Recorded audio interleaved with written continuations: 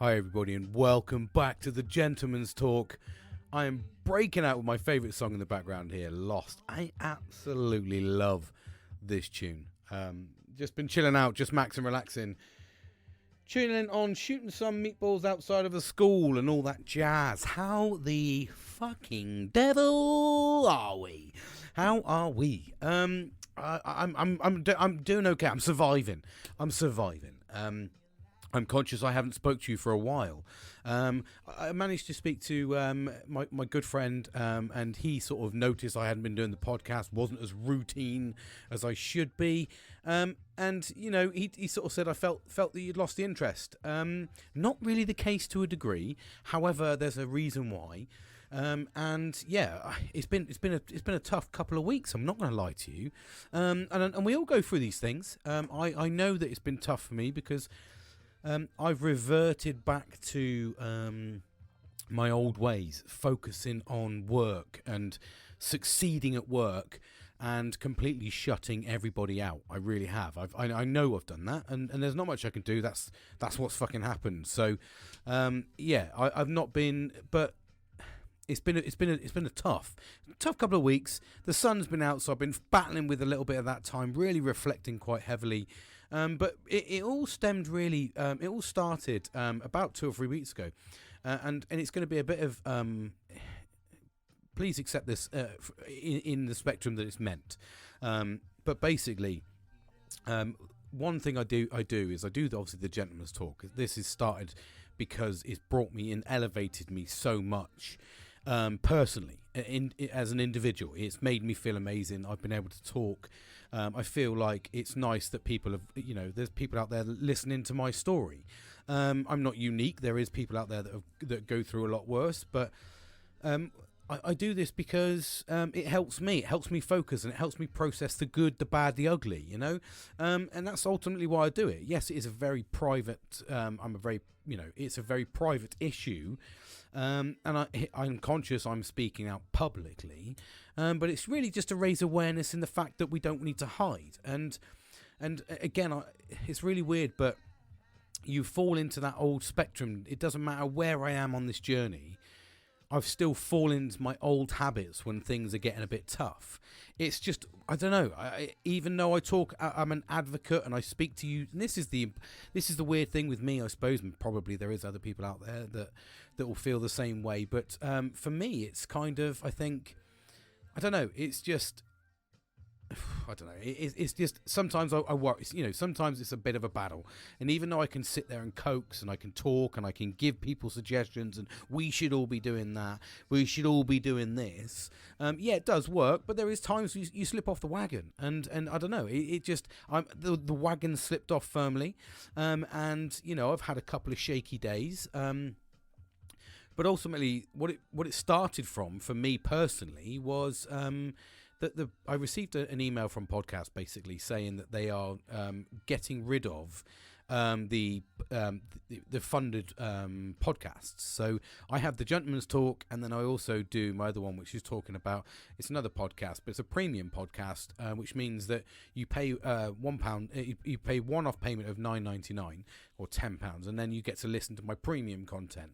By premium content, I go into a little bit more about ADHD because that's what I'm living with now and understanding. More and more about it, the negatives, the positives, etc., trying to put things through. This is an element of my latest part of my journey. It holds a lot of relevance because I'm understanding myself as an individual, because it's really important that I want to advance and I want to develop myself to be a better person. And I don't mean better, and I know that I'm an advocate saying shut up about being better, you should, but ultimately I do.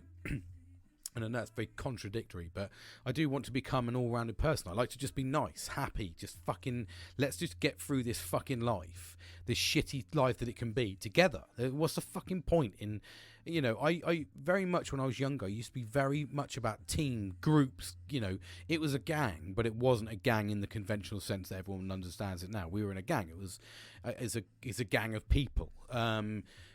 But it was fun. We all had each other's backs. We all looked after each other. We all knocked on the door. There was always somebody there, So I suppose it's kind of you battle these things, you take them all on.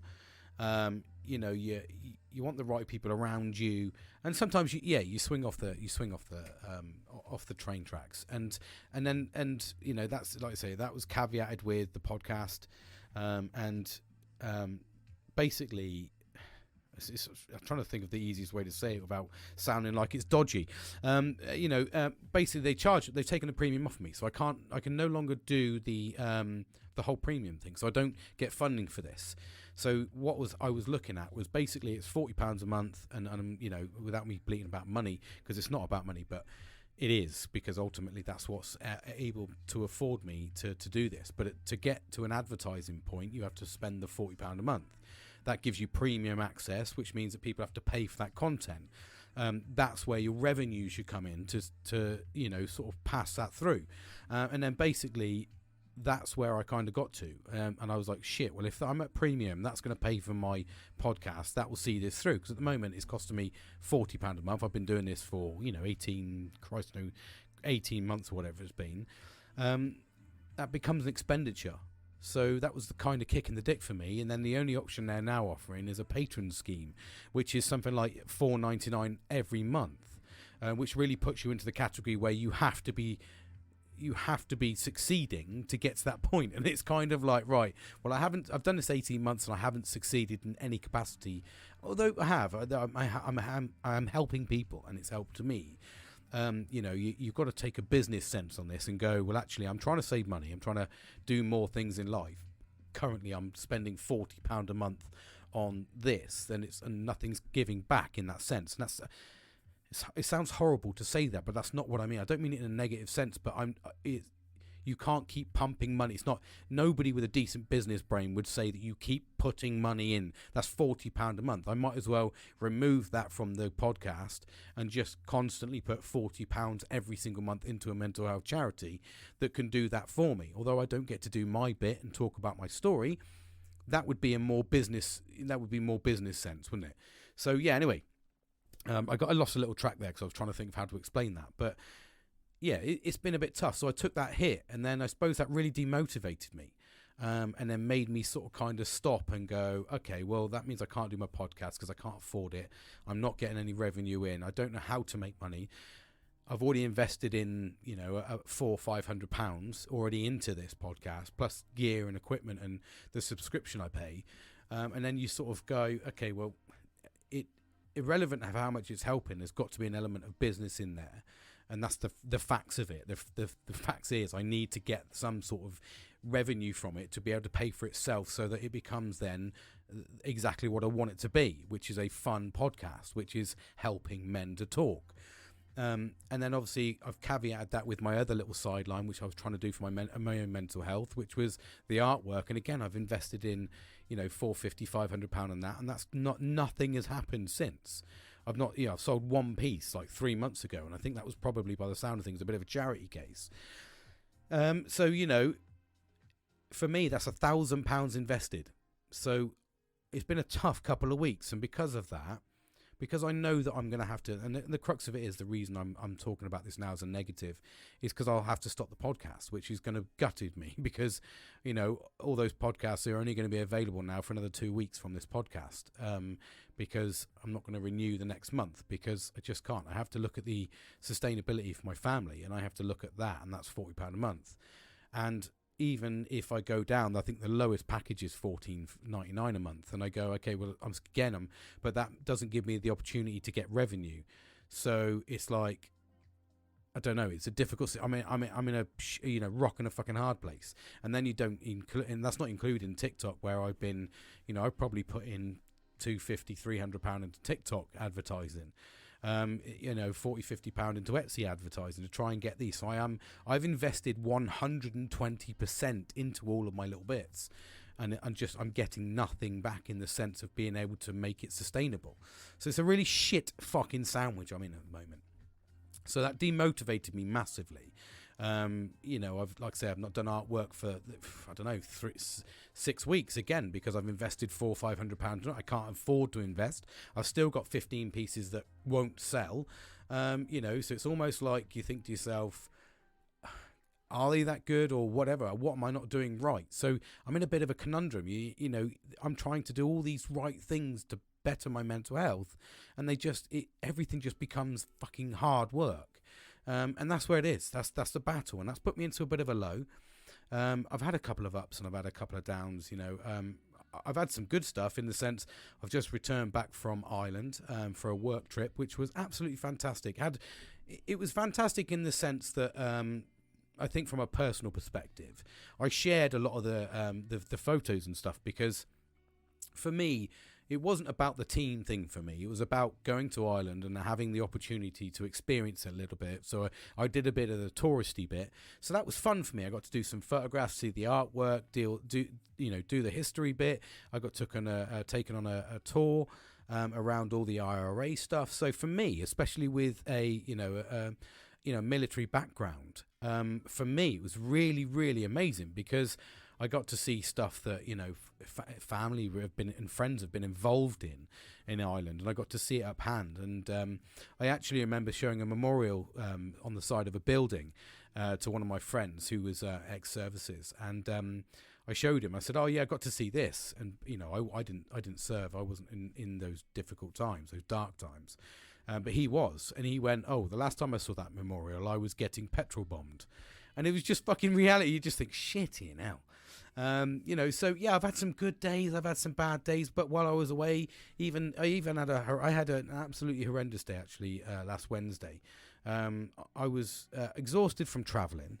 I'd been overwhelmed with work. I'd had fucking major I don't call it an ADHD attack, but you know, because I was in a new environment, new work environment, taking on loads of information from this team. As well as flying, the travelling, 3 hours driving, you know, early fucking morning, like, you know, 5:30 in the morning, I was waking up to do the travel, to get the flight across, and it was just a really, really painful couple of days. And then obviously the first night, you know, we got there and you get the excitement because you know you're not in work for a day. You've been in work really, but you've been travelling. So you don't really feel that you've been in work, so it feels a bit fucking naughty. It feels a bit like, oh yeah, this is fucking great. We finished at 3 o'clock, or we got back landed at 3 o'clock to get across to finish up. So we finished in normal time, but you sort of feel a bit naughty, like, oh, should we go and have a fucking drink? And because it's the first night and we were all a new team, we haven't really socialised at all together, it turned into fucking cocktails, and it got a bit fucking crazy, which then in turn the next day made me fucking entirely hungover, but I hid it 110% because that was my big meeting day. I wasn't like hungover, just tired, just tired. Hold on 2 seconds. I'm going to have a sip of my gin. I've got gin and I'm loving a bit of gin on Sunday. And anyway, I just needed to sweeten the palate. Where was I? So it was good. And then Tuesday, and then Tuesday night, I didn't want to go out. I felt burnt out. I really did, like overwhelmed. My mind had been going fucking batshit crazy. And I remember sitting at my desk and I was typing an email out because I was working, and my boss was like, "You're not fucking working. You're coming out for a drink or a meal." And I was like, "Don't want to go out." I didn't want to people. I just couldn't be fucking arsed. Basically, I was just like, no, I'm really tired. And, so I started doing an email, and then I just fucking broke out into tears. And I just got smashed in the fucking face with my whole daughter thing. It came out of nowhere. And I was like, fuck me. And I was just sat there, I remember, last Wednesday, just crying, just like, fuck, And that's when I know I was going into a low. And then I sort of focused on work. And I know that because my boss was like, everyone was taking a piss at me for doing, oh, fucking hell, all right, James, you're a goody two-shoes. And it's not. What I do is when I go into this really fucking dark place, or I go into this horrible place, I go a bit low and things aren't working out, and I'll be brutally honest, I don't know where to go from here, because all of these things I've instilled into my process, into my life, I enjoy, I love, I can't do because I can't afford to sustain to do those things. And it's really fucking horrible. It's almost like I want to give back, and I don't even want to give back to make massives. I just want to give back to pay for me giving back to people. So it's a very disheartening process. The things that have worked for me so tirelessly over the last 18 months are just fading out.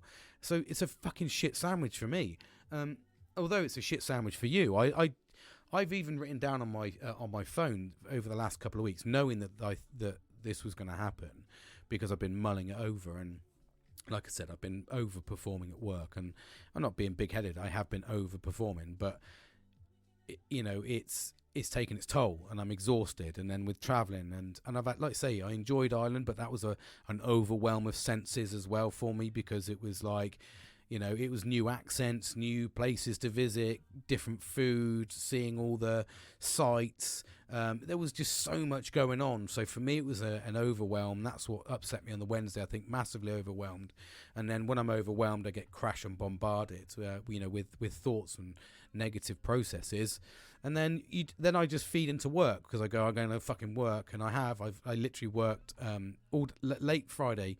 No relaxed time. I literally remember just falling asleep in my egg chair in the back garden, just fucking under the stars. And then I got woken up by my missus to say, "You coming to bed?" It was 11 o'clock.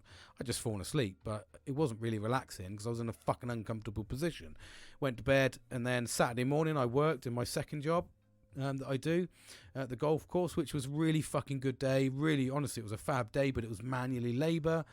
Get back in the afternoon, and by the time you get back it was like 4 o'clock, so you're having your tea and then doing the same, sat in the fucking chair, wiped out. And then Sunday I worked again. So in the morning I didn't do a lot because I wanted to lie in, and then I did Tesco's and fucking all the jazz I got to do on a Sunday, and then back into work, and I didn't get home till fucking 8:30. And then my normal time where I'd be sat now just relaxing to music, I'm sacrificing this because I want to talk to you, because I'm conscious that I haven't explained why I've not been here. What's going on and stuff like that, and it's really important to understand that. And like I said, I've been going through all that process myself. I've had good times, I've had bad times, I've had ups, I've had downs. I'm exhausted. I'm not interested in going out with people. I'm not interested in even speaking to people, because it's almost like you're losing something that it's almost, for me at the moment, the way to describe it is, it's like, this is what you can have, James. You can have this. You can have aspirations. You can start getting promoted. You can have all these things, and then but you need to pay for it. And it's almost like, so I can't do that, and then it's almost like it just gets taken away. And I've had that advantage of seeing the positives from what these processes do, and how to help people, and meeting different people, and socializing in different ways, and talking and open up different conversations. It's endless. So anyway, crux of it, that's it, But I have been, like I said, I've been writing stuff down. I've been talking about. In fact, I'll try and read them out. I'll read out my little bits, because these are what I do. Basically, what I do is every now and then I'll just get in my head and I'll think about something, or something will happen, and I'll write down a title in my notes. I've got fucking hundreds. Honestly, if you read this batshit crazy stuff I've got titles: Recovery Warrior. So I've got a topic to talk about that. So I know, because I've attached it to a word in the spiel that's in my head. This is how crazy I bank these. It's almost like a fucking story. I got never give up on your dream. Not the fucking Jason Donovan song. I've got this is another one. Damn, women are strong. That's going to be amazing. This podcast night's been taken over by something I was thinking about whilst watering my grass, but I'll get to that in a minute. And then Damn, Women Are Strong. That's a great story. That's another story. Another one here. Trust is the hardest thing to gain, but the easiest thing to lose. That's a great topic to talk about. This is another one as well. Everest is easy to climb because you can see it. Your personal Everest only you can see, and it's full of hazards. And that's another topic. So I write these things all the time. Curveballs are the worst. How do we heal? All these, I constantly do it. That's how my brain works. And then it's not almost like, sometimes like tonight I was watering the grass, and something came to. It was almost like I think watering my grass, to get to a long story short, is I'm really into my fucking garden at the moment. It's all greens and bushes and fucking stuff like that. And anyway. It made me think, when I was watering the grass, I got to a story and I was like, I must fucking talk about that tonight, actually, because that's a really important note, and I wanted to give really some good details on it. So I am invested. It's just, I don't know, I'm at a blockade. I can only do what I can do. As I've been told as well, you can only fuck with the cock you got. So there's nothing else. There's no point in crying about it. It's what you've got. So it's a bit of a crude saying, but it's a very true one, isn't it? You can't change it, mate. There's nothing you can do. It's a bit like life. You just deal the hand you've got. This is the fucking hand you got, buddy. Crack on with it, mate. You all in, or you folding. What's the fucking choice? As you can tell, I've been playing a bit of game poker, not for any money at all, just free. It's like a game. But yeah. Anyway, so I was walking the grass, and anyway, and to talk as well. The only person I spoke to about that is Nelly. He asked about it. He said, "Oh, you've not made a podcast. Is everything like, oh yeah, everything's good, mate." And then explained a little way, but I just haven't had the courage to jump on and talk really. And going through some other things, like I said before I get into the water and the grass thing. Even today, I was driving in the car and next to my missus, and I'm a very open person. I really am. And we were chatting away, and I was like, "Oh, do you know, I'm a bit." And I said it out of the blue, and I think it's because I was still reflecting heavily on the week in Ireland, and I was reflecting in the morning when it was quiet. She was driving, just had a bit of music on, just nice and relaxed, and I was reflecting because it was a quiet time. And then I was like, all of a sudden, popped in my head about how sad I was on Wednesday, and I was like, "Oh, I must say something to my missus to say." What the fuck's going on? Why have we not heard anything yet? So anyway, I said, oh, actually, so, have you heard anything from the police? I'm getting a bit fucked off about this. It's been, and I just looked at the thing and I was like, it's fucking May. This happened in fucking November. What the fuck? There should be somebody doing something. Anyway, she was like, oh, I haven't told you because I didn't want to bring it up because I didn't want it to stress you out. And I was like, oh, okay. She said, yeah, they rang up last Wednesday, which was the day I was upset. I was like, oh, okay. And she said, yeah, basically, they've interviewed some other people, which has led to interviewing another couple of people. So, it's still ongoing. And I was like, oh, okay. And she said, I just didn't want to tell you because I didn't want to upset you and I didn't know how your mental health was. And I told her, and I said, oh, yeah, I said, well, Wednesday, I was really sad about it. She said, just came out the blue and hit me. And she said, yeah, that, it happens to me every now and then. But, my daughter is doing really well. She's doing so well. She's really, really sort of seen her come on leaps and bounds, started her apprenticeship and all that jazz. So really good place for her, which is fantastic to hear.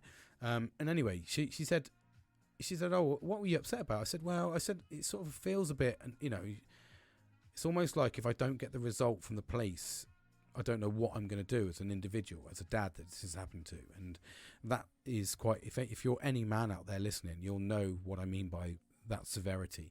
And I looked at her and I went, she turned to me and said, you're too pretty for that. And I was like, oh. I said, but that's the path I'm going down. And I'm worried that it's going to take someone to fucking flick my switch at the wrong time for me to fucking explode. And she was like, right, you need to keep that under control. I was like, yeah, but I don't want to waste this time. I don't want to waste this time worrying when I might need that therapy or something later on down the line, because again, I don't get the decision that I want. So I said, I'll need therapy then to stop me from fucking doing stupid shit. So, so anyway, it got a bit deep, but that was just the crux of it, and she said that on Friday and she was like, well, sort of kind of, as long as you're okay. I said, well, I'm surviving. I'm doing okay. But, yeah, good times, bad times, it's one of those things, and that's life though, isn't it?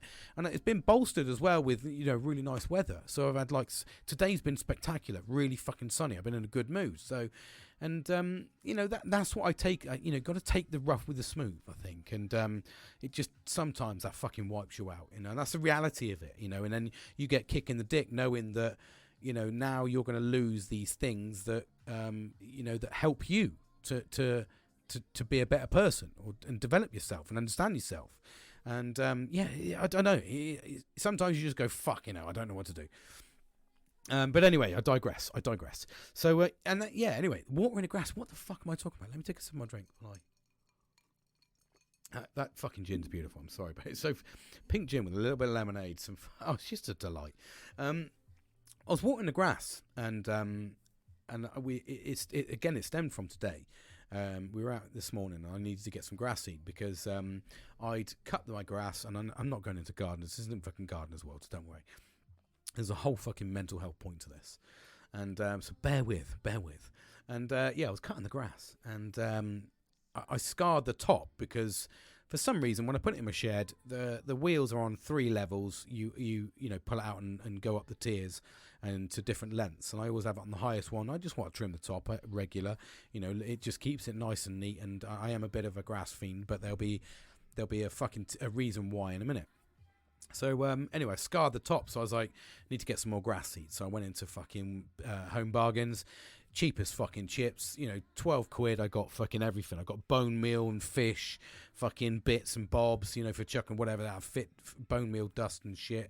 And I got some grass seed, I got some patch repair, and I got some extra additional feed for it. I was all in, and I was like, I'm going to fix this fucking path. Oh, and that was it. I got compost, and I was like, so I started re-layering the top again, just a little bit. I do it every couple of fucking 3 weeks. There is a story. Bear with. And anyway, so I scarred the top, and then this evening I was, we were coming home, sorry, and she said, "Why have you got all that stuff again?" I said, "Well, I want it to look healthy, and everything else." And she sort of said, "Yeah, no, but why?" And I said, "Well, because basically what had happened was, it was about 2 years ago. My dad, my garden was a fucking shithole, and I'd redone everything, put decking down, started building all the frames, and I just couldn't afford the grass, and the soil had been basically killed by the dogs shitting and pissing. I've got a German Shepherd and 2 Shih Tzus, so they were just shitting and pissing everywhere, and I mean the garden's only fucking like, I don't know, fucking 10 meters squared at best." So it's a modern house, so you've got literally no fucking footprint in the back garden at all. But there was this bit of grass, and I just made it all nice. I'd done a decking walkway all the way around. Shed was perfect. I'd landscaped the garden myself, and it was just finishing off. It just needed the sand and some fucking crack on with the grass. So my dad said, "I'll buy the grass for you, son." I said, "What?" He said, "Well, I need to get some grass anyway. So what I'll do is I'll get an extra few rolls and and I'll pick them up for you." And do you know what? That was like, at the time, that was amazing, because my grass was a fucking absolute state. I've never really been into the garden at all. I don't know. I think you get to a certain age as a man where all of a sudden the garden becomes tranquil. And I understand now that the garden for me is a place where nobody wants to sit because it's relatively cold, and I'm very, very, very warm-blooded. And with my antidepressants, my body temperature's higher than normal anyway, but it's not like life-threatening in that sort of sense. It's just I'm a lot warmer, and I sweat a lot easier because of the medication I'm on, antidepressants. So anyway, I sort of, for me, it's a tranquil place. I love it. I have music on in my bar. I sit on the egg chair, and nobody comes out and bothers me because it's cold, mosquitoes, bugs, fucking daddy long legs, all this jazz, and it's quiet where I live. So for me, it's fucking perfect. I love it. It's like no one bothers me. So I think that's what I quite like. And then the garden just becomes like it's become a little place where I can design in stuff in my head, and it's relatively cheap, and it's just about nurturing plants. So anyway, my dad got me this grass, and I was like, fucking legend, thank you. And I laid this grass. Anyway, I didn't do it properly because I didn't really understand grass at the time. And but what I'd done is basically like killed a little bit of it, and to a degree it was there, but it was brown. And then I just kept overfeeding it, seeding it. And last year was relatively a bit of a shit year. And because basically I didn't realise that the soil had lost all its nutrients, because obviously the dogs had pissed and shit on it for years, and I didn't put the nutrients back in. Anyway, digress. Keep going, James. Keep going. And so I've been overseeding all the time. And then last year was relatively nice. This year is fucking perfect. And I literally mean my grass is perfect, because I've re-sanded it. I put topsoil on it. I've fucking chicken shitted it every fucking week for the last couple of months. I've Epsom salted it. I've researched exactly how to get your grass perfect. I've blocked the dogs off, and nobody walks on the grass. Even if you're putting clothes on the clothesline, you don't step on my grass. It's literally, it's a fucking showpiece. And everyone's like, "Why are you like that?" He said, and it's almost like the old, if any of you knows Only Fools and Horses, you'll know about the broom and the handle. This is the broom I've had for the last 20 fucking years. I've had a new broom, new head and a new handle so many times. So anyway, I was, I've been grassing, and my missus said, "But you keep buying it." But I was like, "Yeah," because, she said, "But for all you've spent on it, you could have bought new grass." And I was like, "You haven't got the point here. The very foundation of that grass, the very core, the initial roots, the bed of that grass was given to me by my father. So for me, I nurture that. Whether I've got to keep like adding seeds and feed to keep it to grow, to me it represents, it's the closest thing I've got that's living, that he's still living, by the way. He's not passed away, but you'll get context. It's the closest thing I've got to a resemblance And I find that really therapeutic in me because I get to nurture this grass that was given to me. It was a gift by my dad. So because it was a gift from him, I take it with absolute passion. Like, it's a gift. I want to keep this alive. I want to make sure that irrelevant of how many seeds I had and how many fucking feed I had, the foundation, the bed, what it's grown on is what the gift is. So I get that mentality process out of it. So, for me, that's a really rewarding fact, and it was given to me by my dad. And that's, as I was watering the grass, and this is the full circle. As I was watering the grass, it made me think. It was like, why am I like this with my dad? And it's very much, I am very protective of my father, very, very protective. I don't know why. I suppose I've got a really good connection with him. We've battled for fucking years. I mean, full on fights. We've massively. Well, I don't know. It was tough for me and him. Really, really was tough. And that's why I've spoke to you in previous podcasts about dads and how hard it is, especially as, if you're very similar. And we are very similar. I'm just a lot bigger than he ever was. And then unfortunately, we got to the point, we can laugh about it now, but we have scars from each other, and that's not a negative thing. I never, ever, ever look at that as a negative. He was trying to calm the beast, as I say. I now know that for me, and probably to give him some sort of,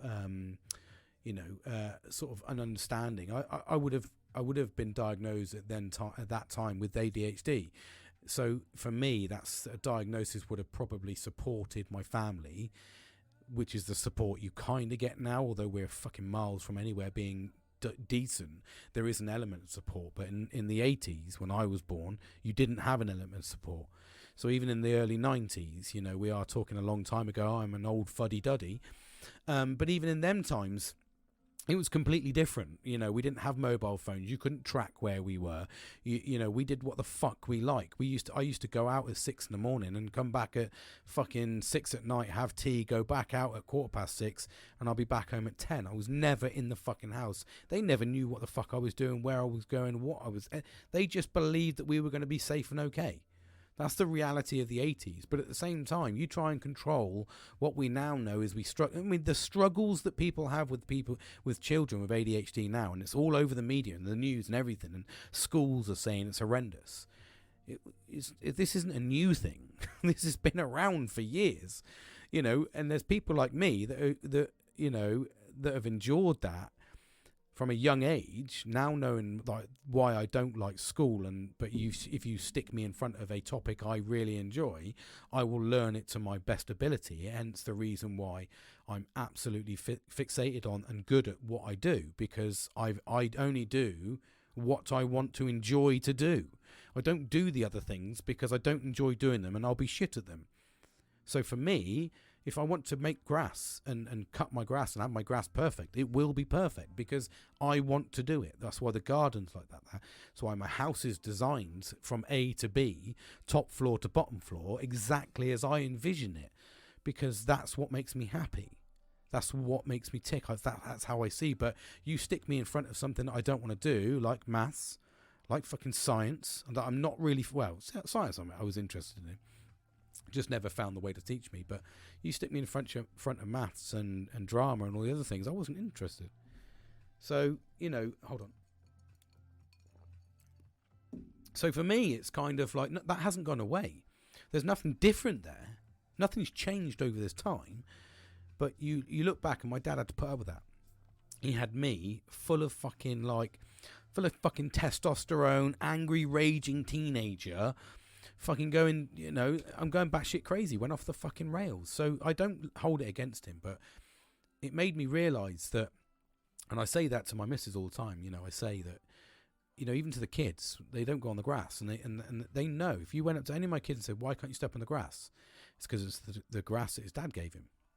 And that's how I feel. And the reason I feel like that is because the title of this podcast is "We All Need a Hero." And for me, I don't know if you ever look at. It's mainly men that are interested in action heroes. It's mainly men that associate. And I'm not saying, I'm certainly not categorizing. Don't take this too deep. All right, don't deep it. Just fucking listen to me. I'm saying most men over time have been the ones that are targeted for your style. I mean, my days it was He-Man and fucking hell, it's the other one. God, there's fucking so many. But we'll look at He-Man, and you had also Ram Man and all that fucking jazz. We had all these, you had Star Wars, you had all sorts of fucking figurines, and they were all the adverts were aimed at men, boys, because it's always boys, men that are associated with action heroes. We've moved across a little bit now, quite a lot. But you look at my age again, we're thinking 80s, 90s. But even now, you associate a lot more men with comics. And yes, we do see a very diverse group, but it is predominantly a male-dominated area, and that's because we all need a hero. We all need somebody, and that's where the importance. You don't have to categorize heroes too much, but we all look up to our dads. Really, we all do. We all, and irrelevant of what they've done, we all do look up to our dads to a degree, unless they've been complete and utter fucking wankers. But I've been very fortunate. Yes, I've had rocky times with my dad, but we've come through, and that to me is worth its weight in gold. And I look at my grass and foundation as him, an extension to him, so that I can nurture that grass, look after it, almost like I like to look after him and protect him. And the addition, and when I say nurturing and feeding, it's almost like also I like to look after the rest of the family. I like to look after my brother and my mum, and I like to look after my sister. So for me, that's an extension. And it's almost like, I don't know, maybe I'm overthinking it, probably am, but that's the emotional attachment I have, which, I don't know, that makes me happy, irrelevant of it. That's what makes me tick, is doing things. It's like why I get tattoos, because tattoos resemble a part of my life. Everyone has a story, because I get to hold on to that. That's the purpose, I think, of how I process things. But yeah, we all need, and it doesn't even have to, we don't have to go too far into it and think about, hero as such, but we all need that person. We all need that, whether it's your mate, whether it's your best buddy, whether it's your buddy from years, whatever, your dad, I don't know, whatever, your brother, maybe your uncle if you're from some dodgy part of the world. I don't know. But we all need that someone to look up to. We all need someone that, otherwise I think men get a little bit lost. It's okay, having partners and stuff, but they never fully understand. Like I really do. I really do understand my friends really, really well, and that's because I'm very invested in them. I understand my dad, I understand my brother. I have a real sort of connection, and I think it's that team ethos, and that's like I said to you at the start. It's that gang mentality. It's all that, like, look after each other, and we do, and it's what makes us tick as men, is having that ability to sort of have the right people around you that are invested. And I say this so many times, they're invested in you and your process and wanting you to succeed.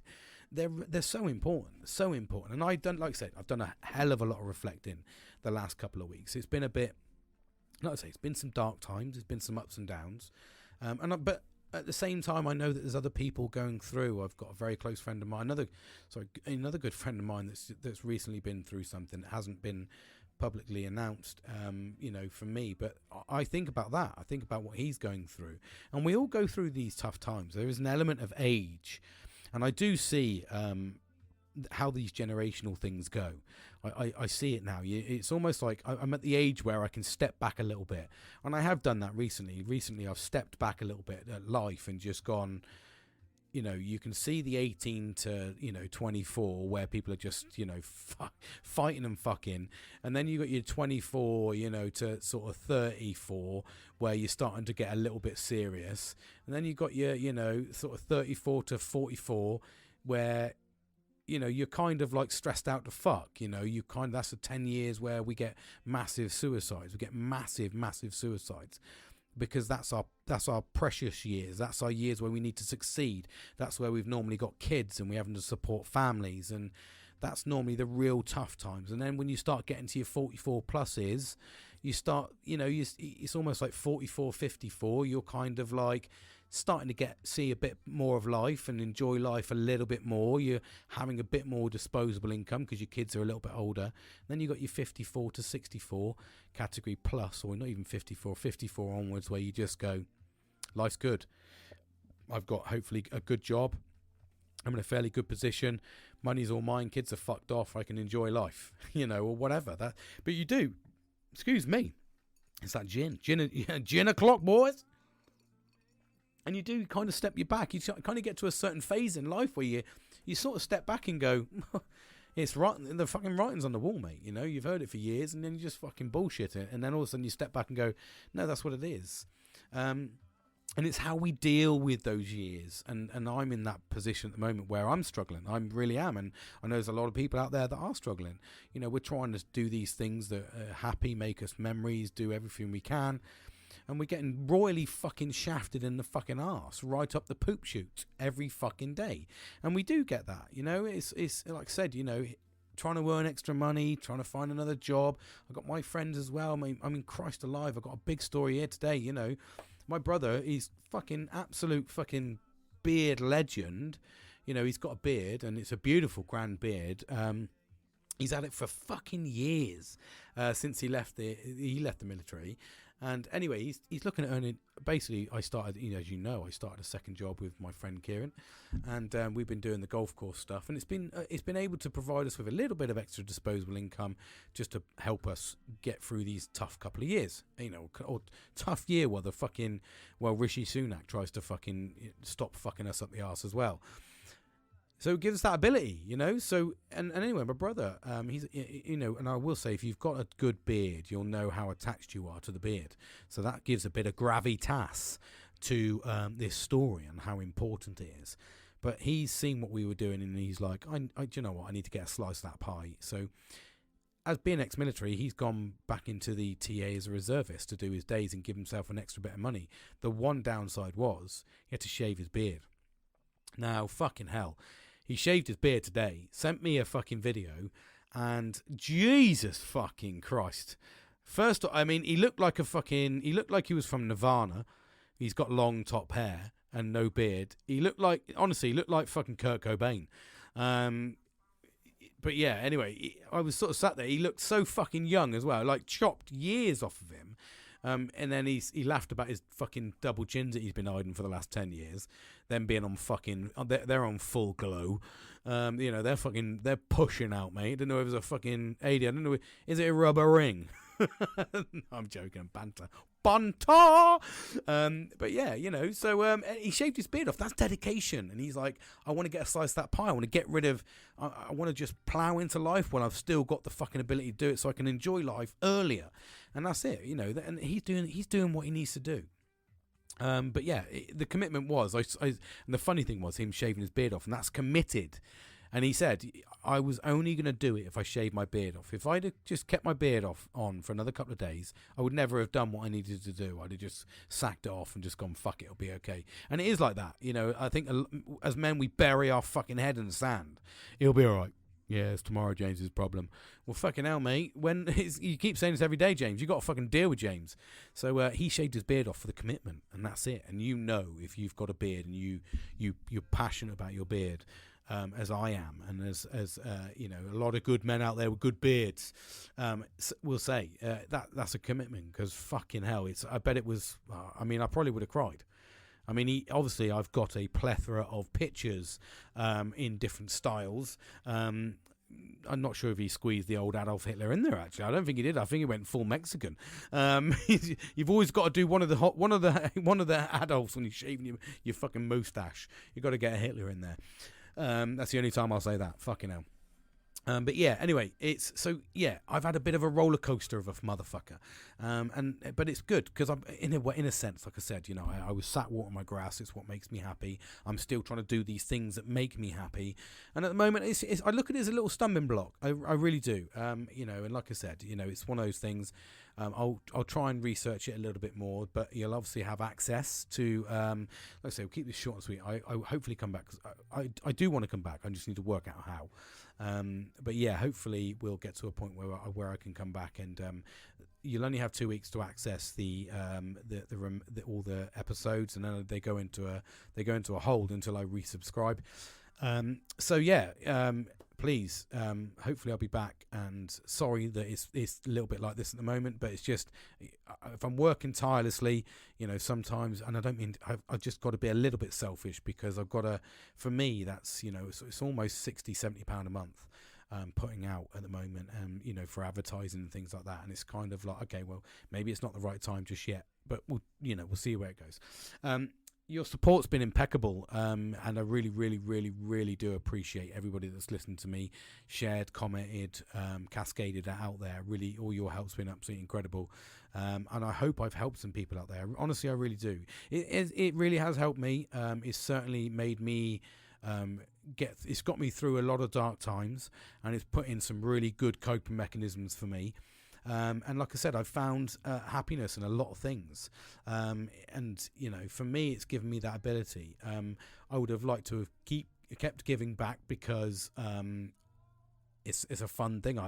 If anything, it's built up my confidence no end, talking on radio, to the point where I've started doing it in work, on videos and all sorts. So I don't know. We'll wait and see. But please keep an eye out. Don't unsubscribe.